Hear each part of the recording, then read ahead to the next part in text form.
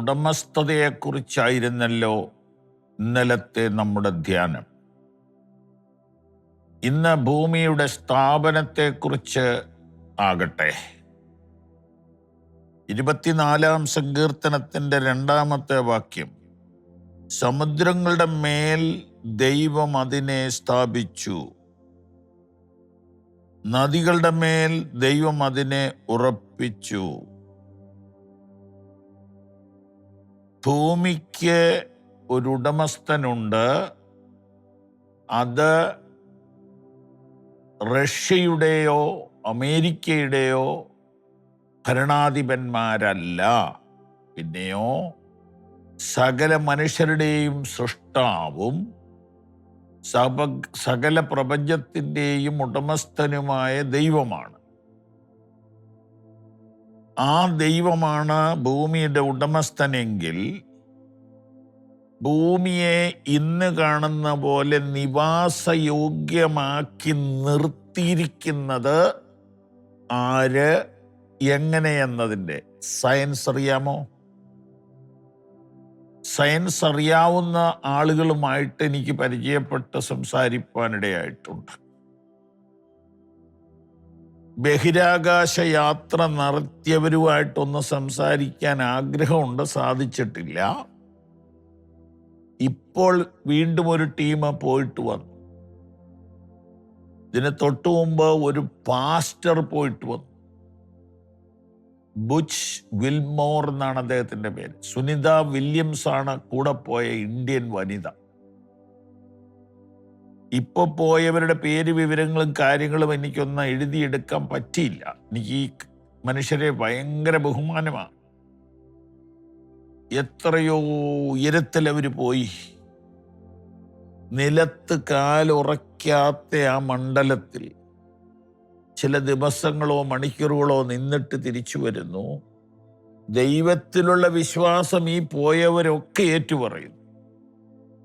ഈ പ്രാവശ്യത്തെ ചാന്ദ്രിക യാത്രയ്ക്ക് ശേഷം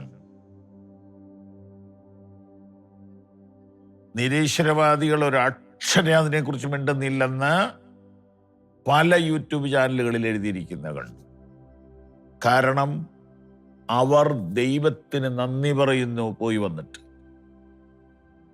അവർ ഭൂമിക്ക് പുറത്തു നിന്നുകൊണ്ട് ഭൂമിയെ കണ്ടു. കണ്ടിട്ടവർ അത്ഭുതപ്പെടുകയാണ്. ഈ വലിയ പ്രപഞ്ചത്തിൽ മനുഷ്യർക്ക് ജീവിക്കാൻ പറ്റുന്ന ഒറ്റ സ്ഥലമേ ഉള്ളത് ഭൂമിയാണ്. ഇത് ചിന്തിച്ചു നോക്കൂ. ഭൂമിയിൽ നിന്നുകൊണ്ട് മുകളിലേക്ക് നോക്കിയാൽ കോടാനകോടി നക്ഷത്രഗോളങ്ങളുണ്ട് കാണാൻ. നമ്മുടെ കണ്ണിൻ്റെ പരിമിതി നിമിത്തം കുറച്ചേ കാണാൻ പറ്റുകയുള്ളൂ. ഒത്തിരി കാര്യങ്ങൾ തലയ്ക്ക് മുകളിലുണ്ട്. പക്ഷേ ഈ ഒരൊറ്റ ഗോളത്തിൽ പോലും ഒരു മനുഷ്യപ്രാണിക്ക് ജീവിക്കാൻ പറ്റില്ല. അപ്പം അന്യഗോളത്തിലോ അന്തരീക്ഷത്തിലോ നിന്നുകൊണ്ട് അവർ ഭൂമിയെ കണ്ടിട്ട് ദൈവമേ നീ എത്ര വലിയവനെന്ന് പറയുക. നമുക്ക് ഒന്നും അറിയില്ലാത്തത് കൊണ്ടാണ് നമ്മളെല്ലാം അറിയുന്നത് പോലെ ഭാവിക്കുന്നത്. ഇങ്ങനെയൊക്കെയുള്ള വലിയ പഠനങ്ങളിലേക്ക് പോയവരെല്ലാം ഒത്തിരി വിനയമുള്ളവരാകുന്ന ഞാൻ കണ്ടിട്ടുണ്ട്.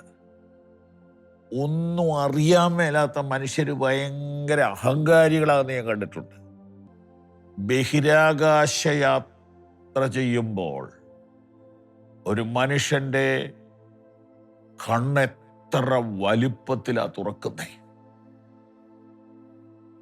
എന്നാൽ അത്രയൊന്നും സഞ്ചരിക്കാൻ പറ്റാത്ത കാലത്ത് ദാവീദ് എന്ന സങ്കീർത്തനക്കാരൻ പറയുകയാണ്,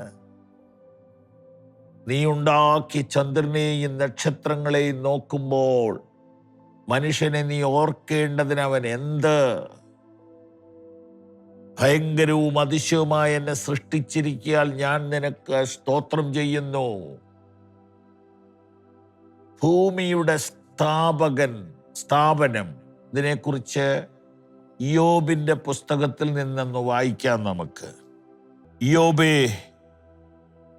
ഞാൻ ചോദിക്കുന്ന ചോദ്യങ്ങൾക്ക് നിനക്ക് ഉത്തരം പറയാമോ? അങ്ങനെ ചോദിക്കാൻ കാരണം ഇയ്യോബ് ദൈവത്തെ ചോദ്യം ചെയ്യാൻ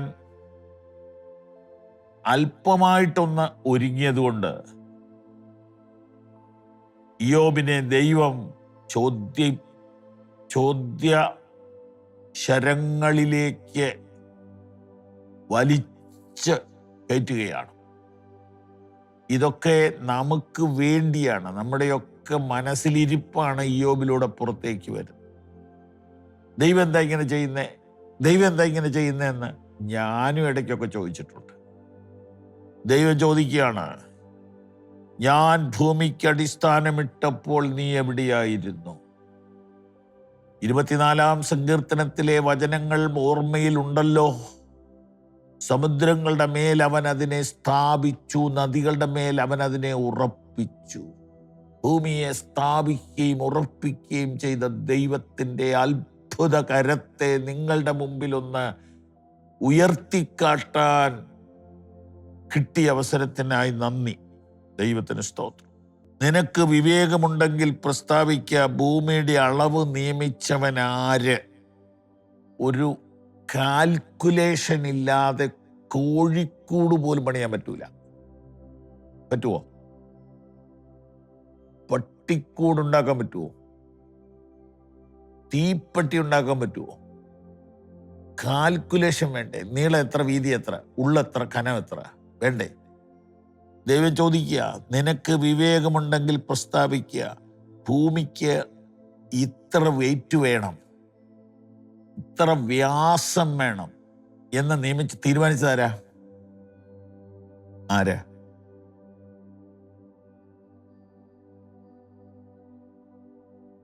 നീ അറിയുന്നുവോ? ആ ഭൂമിക്ക് അളവ് നൂല് പിടിച്ചതാരാണ്? അതിൻ്റെ അടിസ്ഥാനം ഏതിന്മേൽ ഉറപ്പിച്ചു? അന്ന് മനുഷ്യരില്ല, ദൂതന്മാരുണ്ട്. നോക്കൂ, പ്രഭാത നക്ഷത്രങ്ങൾ എന്ന് പറയുന്ന ദൂതന്മാരെയാണ്. അവർ ഒന്നിച്ച് ഘോഷിച്ചുല്ലസിക്കുകയും ദൈവപുത്രന്മാരെല്ലാവരും സന്തോഷിക്കുകയും ചെയ്തപ്പോൾ, ദൂതന്മാരെയാണ് ഉദ്ദേശിക്കുന്നത്, അതിൻ്റെ അടിസ്ഥാനം ഏതിന്മേൽ ഉറപ്പിച്ചു? അല്ല, അതിൻ്റെ മൂലക്കല്ലിട്ടവൻ ആര്? അപ്പോൾ ഒരു ചെറിയ ബിൽഡിങ്, ഒരു കാർ ഷെഡ് പോലും അളവില്ല പണിയാൻ പറ്റിയില്ല. അളവ് വേണം. എനിക്കൊരു കൊച്ചു കാർ ഷെഡ് ഉണ്ടാക്കാൻ ഉള്ള സൗകര്യമേ അവിടെ ഉള്ളൂ. അപ്പം തൂണുകൾ ഒഴിവാക്കി പണിയാമോ എന്ന് ചോദിച്ചപ്പോൾ ഒരു അലൂമിനിയം ഫാബ്രിക്കേഷൻ വർക്ക് ചെയ്യുന്ന മിടുക്കനായ ഒരു ചെറുപ്പക്കാരൻ പറഞ്ഞു, തൂണില്ലാതെ ചെയ്തു തരാം. അപ്പം ബാക്കില് ഭിത്തിയോട് ചേർന്ന് 2 തൂണ് മാത്രം നിർത്തിയിട്ട് ഫ്രണ്ടിലെ തൂൺ ഒഴിവാക്കി ഒരു പ്രത്യേക എഞ്ചിനീയറിംഗ് ടെക്നോളജിയിലൂടെ അവനത് പണിതു. അപ്പം നമുക്ക് ഫ്രണ്ടിൽ വണ്ടി ഈ തൂണെ തട്ടിയിട്ട് കയറാൻ ബുദ്ധിമുട്ട് വരണ്ട. അപ്പോൾ ഒരു ചെറിയ വാഹനം ഇടുന്ന ഷെഡിൻ്റെ അളവും ബാലൻസിങ്ങും എഞ്ചിനീയറിങ്ങും പ്രധാനപ്പെട്ടതാണ്. ദൈവം ചോദിക്കുന്നു, ഈ ഭൂമിയുടെ അതിൻ്റെ വെയ്റ്റും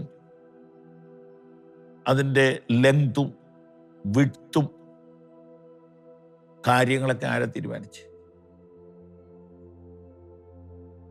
നമുക്ക് ദൈവത്തിൻ്റെ മുൻപിൽ വിനയത്തോടെ തലകുനിച്ച് പ്രാർത്ഥിക്കാം. എൻ്റെ ദൈവമേ, ഈ ഭൂമിയെ സ്ഥാപിച്ചത് നീയാണെങ്കിൽ, ഈ ഭൂമിയിൽ ഒരു കൊച്ചു വീട്ടിൽ ജീവിക്കാൻ എനിക്ക് അനുവാദം തന്നെങ്കിൽ, എൻ്റെ ആവശ്യങ്ങളെ നടത്താനും എൻ്റെ ദൈവമേ നീ മതിയായവൻ തന്നെ. ആമേൻ, ആമേൻ.